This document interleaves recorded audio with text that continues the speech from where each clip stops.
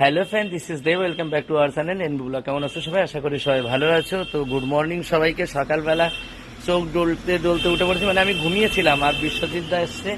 এই যে তো বন্ধুরা, আমি আজকে দেবাশিসদার বাড়িতে এসেছি, প্রচুর হ্যাপি, কারণ দেবাশিসদার মতো মানুষই হয় না। সকালবেলা উঠে এখন মানুষ হয় না, খালি পেটে বসিয়ে রেখেছি। এখন আমরা একটু পরোটা আনবো, খাবো, তারপরে রান্না বাড়ার ব্যবস্থা করতে হবে। করা কিছু নেই, ভিডিও বানাতে হবে, অনেক সমস্যা। এই যে মালিক কেমন আছো? ভালো আছো? হ্যাঁ।